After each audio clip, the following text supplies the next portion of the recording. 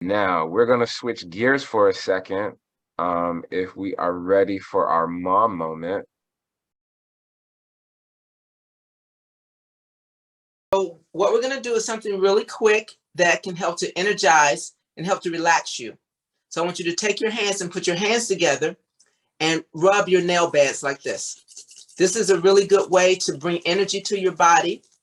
And as you breathe, I want you to breathe in through your nose and out through your nose. Keep breathing, keep rubbing, keep rubbing, keep rubbing. This is going to send energy all the way into your hands, into your wrists, into your elbows and your fingers. So if you feel like you're getting tired sometimes, if you're working on a project or if you're somewhere and you're getting sleepy, just do this and it'll help to energize you. So we're going to take the energy all the way up, and then we're going to do a quick pranayama, which is a breath meditation that helps to bring relaxation to the brain. Mom moment is something that you can use mind over matter and really, really, really help to reboot your nervous system. So here, let's take the hands, feel the energy, go energy in, energy out. We know our song that we use. You should be able to feel something right in between your hands. Let's take it up, all the way over the head, all the way over the head. And then we're going to sweep down and we're going to release anything that doesn't support us with the sound. Again, up, and let's sweep down. And let's bring the arms up and just shake the hands. Just shake the hands, shake, shake, shake, shake, shake the hands, shake, shake, shake, shake, shake the hands, shake, shake, shake the hands. Now, I want you to take your love fingers and you're going to block off your right nostril and you're going to breathe. You're going to take this hand and you can connect your index finger if you need knowledge, middle finger if you need patience, ring finger if you need to make a decision, or pinky if you need to communicate, or you can connect all of them and just rest it right on your knee.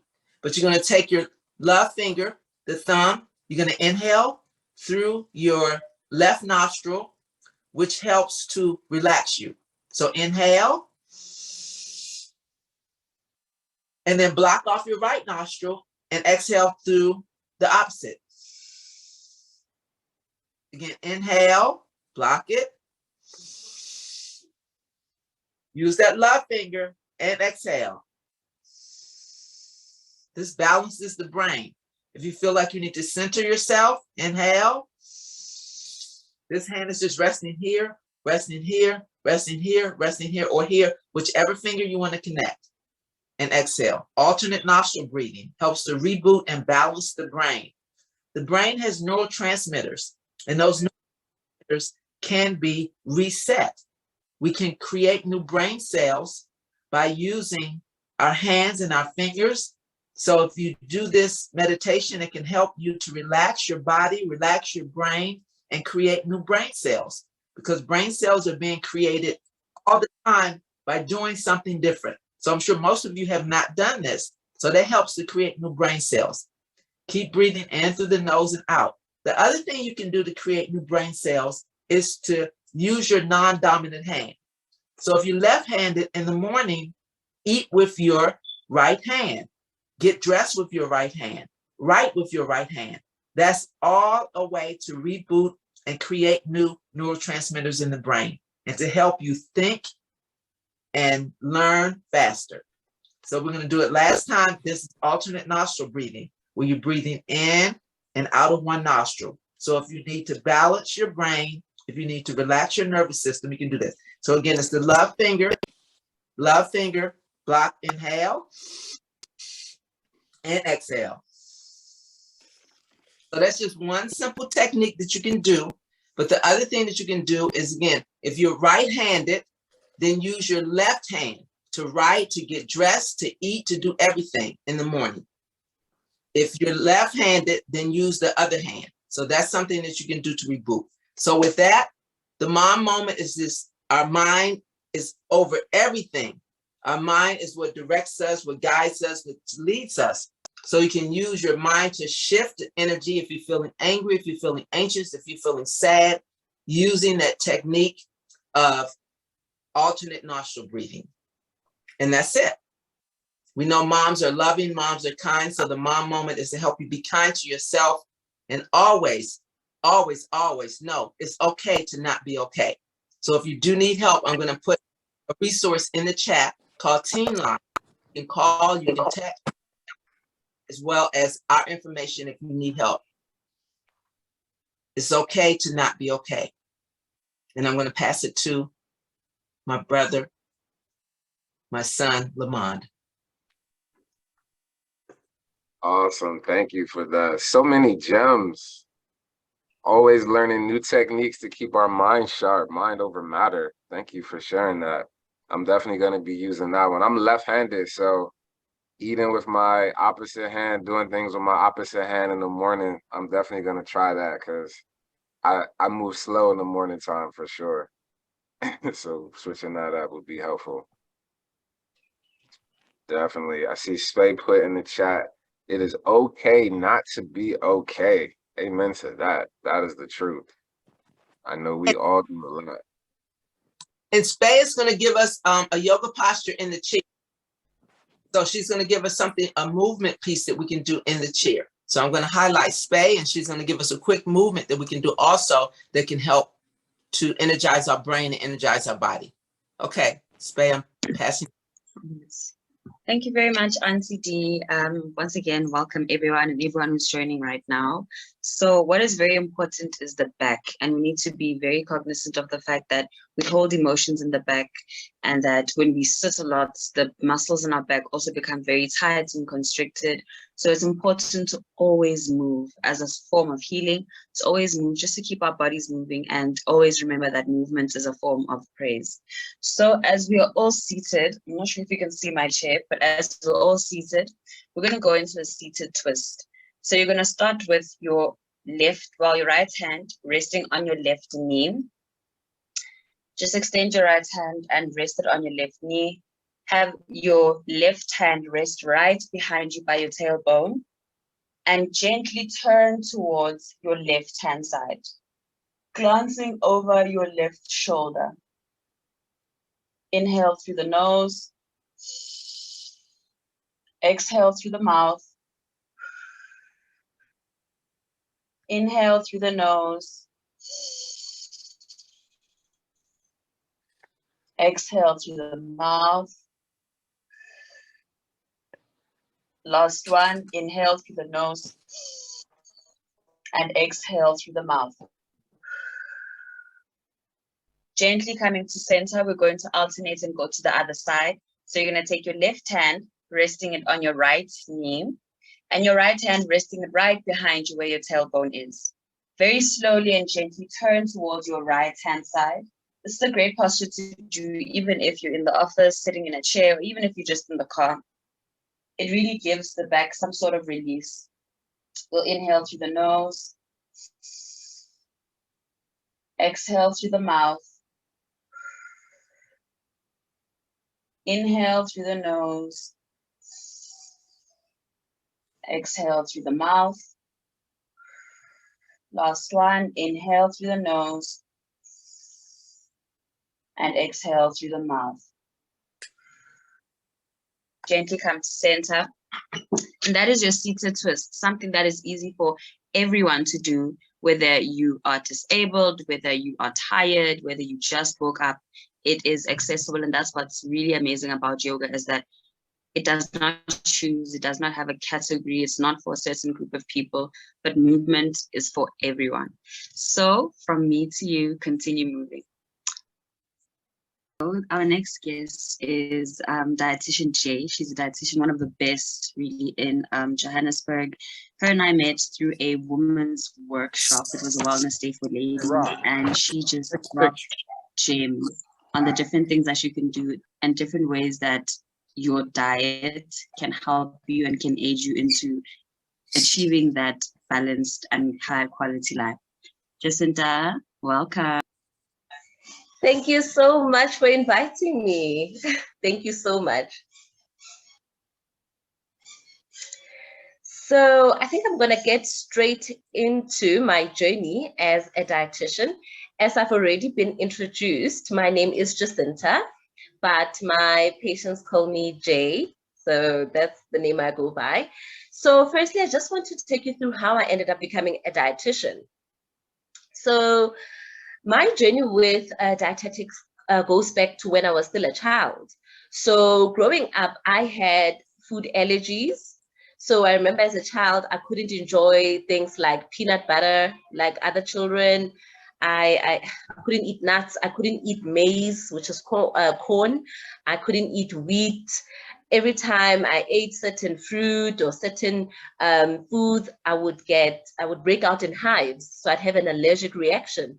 So it was really unpleasant for me. And over the years, I ended up developing an eating disorder because it was such a struggle finding the right foods for me to eat. So I ended up with an eating disorder and just really, really just not wanting to eat most of the time because I'd always get so sick. So, and then I went to high school. As I got into my teenage years, I started discovering that there's a profession of being a dietitian or a nutritionist, which I was not aware of. So I started taking a liking towards this particular career path. And I decided that, okay, I'm going to study to become a dietitian myself, so that not only can I help myself, but I also wanted to help other people who were struggling with physical conditions whereby a diet can actually improve the quality of their lives. So because growing up, I never went to see a dietitian. I didn't even know they existed. And so that is when I decided to study. I studied between 2008 and 2011. So it was basically a 4-year degree. I studied BSc Dietetics at the University of Free State here in South Africa.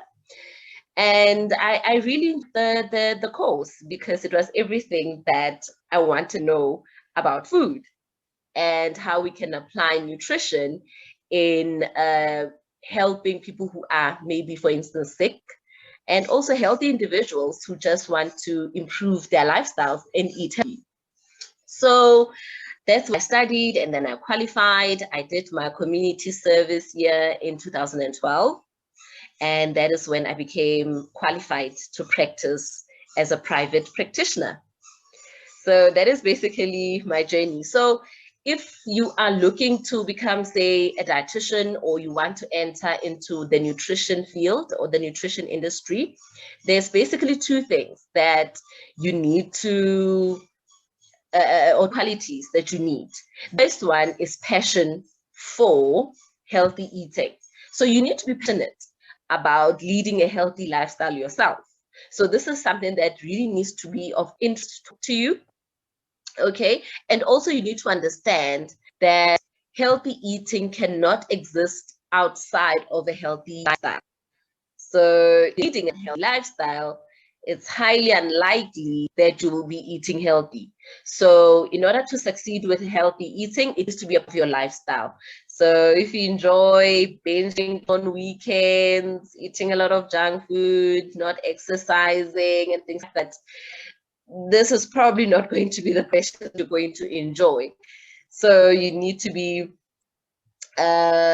interested and passionate about healthy living, healthy eating, and healthy lifestyles. And something else that you're definitely going to need, in addition to being passionate, is loving your patients. Because working with people so much, if you don't have passion, or you're not a caring person, or you don't love eating, or don't love helping other people, it's not going to be the right career path for you. So if you know you're not a peace person, this is probably a quality you'd have to work on or improve on, because you work with a lot of people. Okay, so dietitians are a huge part of the community. You're educating people on a daily basis on healthy eating. So you need to make sure that you love people and you like being around people and interacting with people. Okay, so those are qualities that you need. And maybe from an academic perspective, what you need to prepare, you'd have to have some basic mathematics, physiology is also important, as well as science. There's a lot of mystery in the body. So those are some of the subjects that one would have to focus on. And then lastly would be the challenges. What challenges do I face, or what challenges would you face, or someone face if they're in the nutrition industry? The biggest challenge is competing with the internet. Okay, I mean, nutrition information is so abundant on the internet. Anyone can write a blog, anyone can just make a video on food, and there's a lot of influencers as well, social media influencers who all post on nutrition. So you end up competing with such information, because when your patient to see you, they ask you, so intermittent fast, or say I should eat bananas or watermelon, and somewhere on the internet that is high in sugar or something like that. So you constantly are going to have to be banking some of the information that people or patients come across. So how you normally overcome, or how I normally overcome such is I stay up to date with the relevant or the most recent science, which is not something that is easily accessible to just anyone on the internet. So I attend a lot of conferences, I read a lot of scientific articles. So that's how I make sure I stand out. Otherwise, as a dietitian, you're just under the bill. Okay, so, and another common example, something that I get a lot, is the whole low fat products versus full cream. I even got that question today. I told one patient, look, try going for low fat milk. And she said, no, low fat has a lot of sugar. And I was I was surprised with that. So, but yeah, that happens a lot. So you need to be up to date with your science. So after graduating, you're not done. You still have to keep up with the science. And then the other challenge is basically keeping patients motivated to stay on your diet is not easy. Okay, in the beginning, everyone is excited. Hey, I'm here, I'm ready, I want to lose the weight. Or someone will say, matter to me, I have high cholesterol. I'm definitely ready now to lower it. Where do I start? What do I do? So in the beginning, everyone is very motivated. But 2 weeks down the line, or a month later, a lot of people default.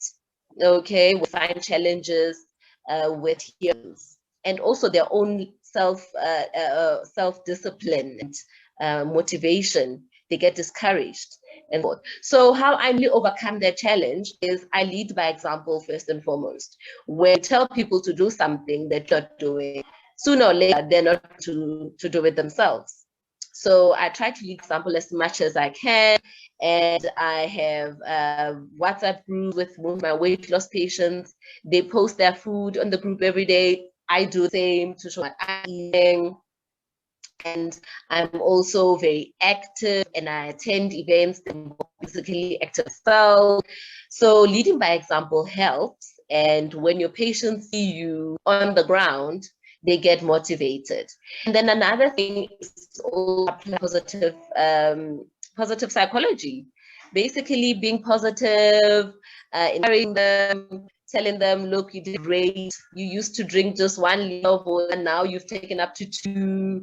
That really motivates them, instead of constantly pointing out their faults. So that helps saying, oh, ate ice cream on this day, that's why you're not losing weight, or this or that. Rather focus on what they're doing right. So you have to be one of those people who can motivate others. Okay, so it is one of the challenges that I face, patient adherence. But like I said, leading by example, motivating them, encouraging them, pointing out the good that they are able to do always helps. So basically that's my background of how I became a dietitian, what I needed to study, and the qualities that you would need, as well as some of the challenges that you should prepare yourself for and how to overcome them. So that's my story. I don't know, Sipesihle, should I then answer questions now, or how does it? Lamont, is it okay if we do the Q&A now? Because I see a lot of questions in the chat. Yeah, there are a lot of questions in the chat. That was excellent. Let's go ahead and get to some questions. Then we have a lot of questions for you. So Okay, so I can, once do I answer? yeah, Maybe so you can here's ask the one. question, And answer. I comments, mine were mostly comments. This is Denise. Hello, Denise. Hi. All right. So Ms. Jacinta, first question. Someone's asked, did you have to take organic chemistry to become a dietitian? So in high school, I had to take physical science, which involved chemistry. So the reason why, because when I went to university where I studied, biochemistry was one of the modules that we had to take. Biochemistry is basically just the chemistry of the human body.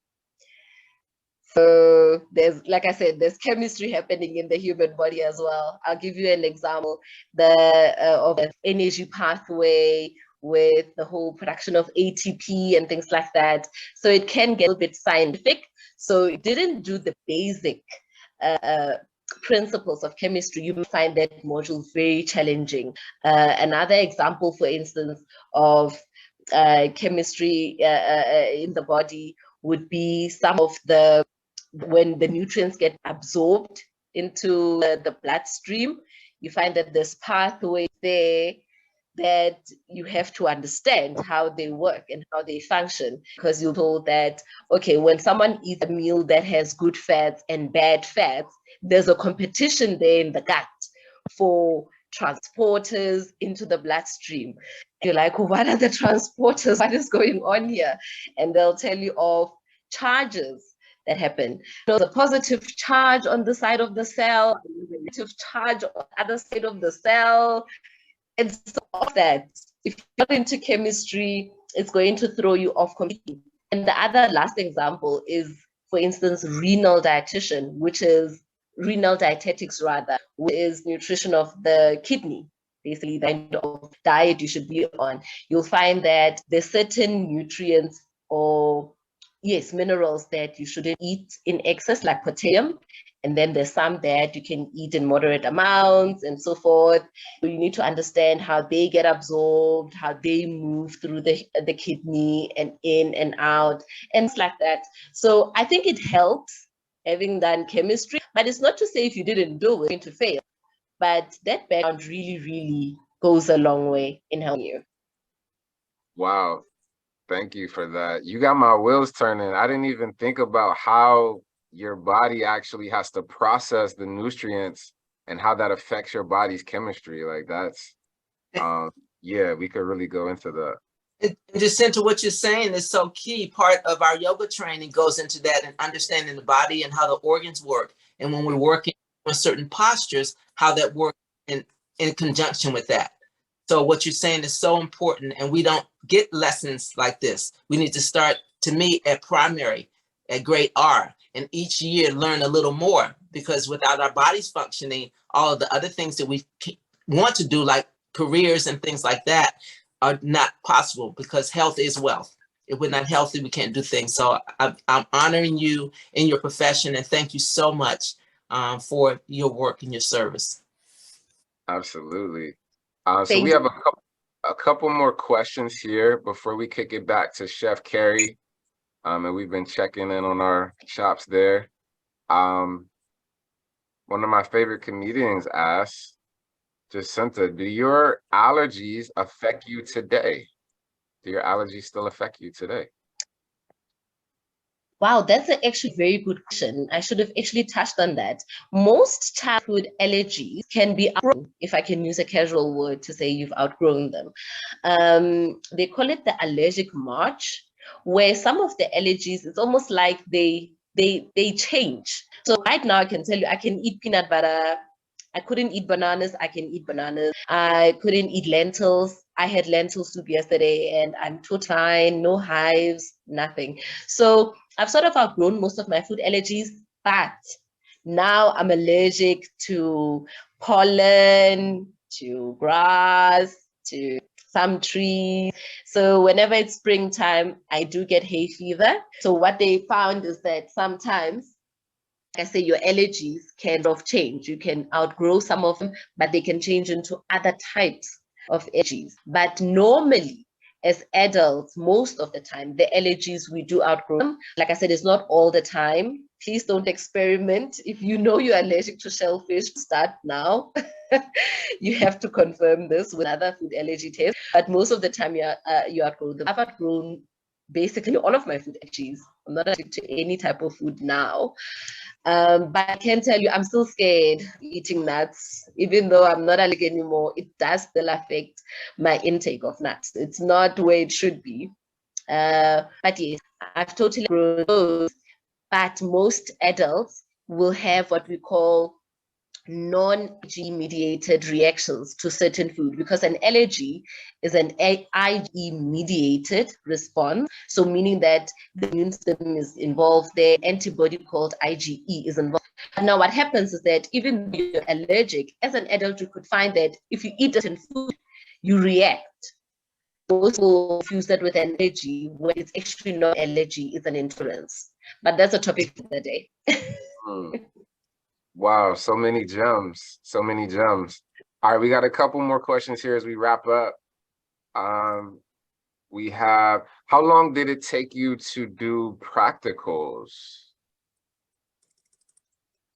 Okay, so the degree course itself is 4 years. It was the 3 years of theory, and then the final year, 4th year, it's the practical year, you could say. You have to see, I think that year we had to do 80 patients. So those are the practicals. So it was integrated in the degree course. The practicals were part of the degree. So you can't graduate without that year of practicals. But I don't know how it is in other countries, but here in South Africa, after you graduate, if you want to go into private practice, meaning if you want a practice number where you can see patients and bill them from, say, maybe medical aid or just do your own business, you still need to do 1 other year of community service. So send us into the communities. Normally it's the rural communities where we work there, but we do get paid. It is funded by the state. We do get paid. Once you've done that year, then you can get a practice number and practice independently. If you don't do that community service, you can only get employed as a dietitian, and you can work for yourself and open your own practice before you do community service. You can work as a dietitian, but not for yourself. Wow, this is great information. I love how you broke down the difference between starting your own practice and how you can also get involved in the industry. Moving forward here, would you say knowledge helped you overcome your eating disorder? Pardon? Would I say? Would you say that your knowledge, the knowledge that you gained, helped you overcome your eating disorder? I think the main reason why I decided to study dietetics was that I can actually help myself, because I had never gone to a dietitian. There was no dietitian in my hometown, and I still had to figure out how to eat. I was still not eating a lot of foods that I should have been eating. So as I started studying and understanding nutrition, healthy eating, I started applying that in my own life, and I saw the positive effects of applying it. And now I eat a very balanced diet. I used to hate avocados. Now I eat them because I know they're good for me. I don't have any issues, and just because of that knowledge. And that is why it's so important to educate people on health foods, because sometimes we don't eat right because we don't know. So when someone tells us, then we can make the right choices. Excellent. All right, and we have two questions here. I'm gonna give them to you at the same time. And I One, comment, thank you so much for that information. I'm a licensed therapist, that we do know that eating disorder is a clinical diagnosis. So for us not to try to self-diagnose, to say, oh, well, I'm not hungry or this is happening is so important for that because it's so prevalent here in the US. I don't know about on your side where it is a shame factor and people won't really admit that they have an eating disorder. So I really appreciate your transparency and really speaking to that. So I don't know on that side, is that something that's shameful? Do people talk about eating disorders there? So they're not really that prevalent in my community, to be quite honest. That is why I struggled to find help, because had I come out and said, I think I have an eating disorder. In fact, at that time, I didn't even know it was an eating disorder. I only found out later that, oh, when I was in school, I had an eating disorder because clearly it was diagnosed. So I just knew I want to eat this, I don't want to eat that. But then when I started studying studying my degree course, I realized that, oh, I had an undiagnosed eating disorder back when I was still in high school. So then at least I knew that, okay, I had a serious problem there. And that is when I started making changes in my life. What I see happening here in South Africa, maybe CPS can also get into this, it's highly underreported, highly underreported. We see a lot of obesity. So in some instances, would be underlying eating disorders involved there as well, because I know when people eating disorder, they think anorexia only, but also sometimes an eating disorder leads you to becoming obese. So but it's highly underreported here. Very few people actually get that diagnosis or reach out to say, could I have an eating disorder? Let's just investigate. So it's not prevalent, but I think it's underdiagnosed. Thank you. Thank you so much for that. We need to do a whole subject on this nutrition piece, just on nutrition. definitely. The last two questions we have, someone says, what advice can you give to those who are dealing with children? Nutritional advice for children. And then along the same line, someone asked, how do you add flavor to food without using salt? That's $1 million question. How do you add flavor to food without salt? Food without adding salt, without using salt. Okay, let me start with that. So normally say you can use, what is it, herbs. I use microgreens, by the way. Let me start with what I do. I use microgreens. So I buy my pea shoot. I love sunflower, Japanese radish is a microgreen that so you can use microgreens, find out where they sell them locally, and you can use that. But also normal herbs like your parsley, thyme, rosemary, they're also very flavorsome. And also you can use chilies and pepper and some turmeric here and there. So all those other types of spices you can use, but be wary of pre-mixed spices. Like, I don't know if you have that side, things like barbecue spice, chicken spice, and things like normally they do have salt. So just be careful of pre-mixed spices, your herbs and your leaves and your curry powders. And like I say, microgreens, some herbs, use lemon as the new salt. That's what they say. Lemon is the new salt. You could use lemon, ginger. The list is endless. There's so much that you can add without salt. And the issue of children is very important, especially because there's so much obesity now in the rise amongst children. So if you are dealing with children, I would say get a dietitian to help you work out an eating plan. You have a daycare center. Make sure that the eating plan is balanced. Make sure that you're getting enough protein, enough fruit, enough vegetables, that the carbohydrates are low glycemic index, not high GI. Watch out for giving too much sugar. I know sugar, yes, but be wary of things like fruit juice, giving too much fruit juice. There's a lot of sugar. If you're giving yogurt, be careful. Some of the sugar content in some can be very high. Allowing sweets and things like that. There should be room for treats, but it can't be something that happens too frequently. We have to start educating children as well on fruit and also drinking water, not always just fruit juice. And so I think the issue would be mainly sugar that children should really watch out. But if you're working with children, please sit down with a dietitian and have a balanced eat plan built for you. This is not something to go or to ask around with. It has to be planned by a dietitian to make sure that your child is getting the nutrition they need, children getting the right nutrients. Excellent.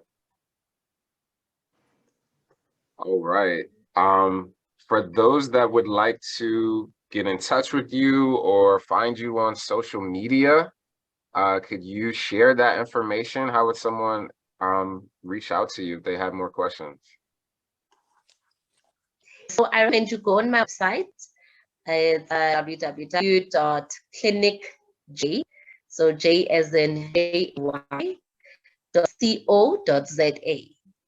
That's my website, clinicj.co.za. And there's a tab where I say meet J, so you can just drop me a message there and I will be in touch. I think it's best. So someone down here and it's incorrect. So it's Clinic J, the J is JY. I think I should maybe type it in the chat box to make sure everyone gets the right one. How's that? J.co.za. Yes, that's the one. Thank you. Excellent. All right. Any last comments from you or final words before we wrap? Excellent. Yes, so continue doing what you do. And if you are interested in health, healthy eating, healthy living, everything to do with health, please continue. There's a lot of misinformation out there, and there's a lot of lifestyle diseases on the rise. So please continue eating healthy. And if you want to have a conversation with me, wouldn't charge to help you out with some information. Contact me on my website and I will give you relevant information. So feel free to contact me if you have any questions, but continue on this path of healthy living. Excellent. Let's please give Ms. Jacinta a round of applause, virtual hand claps.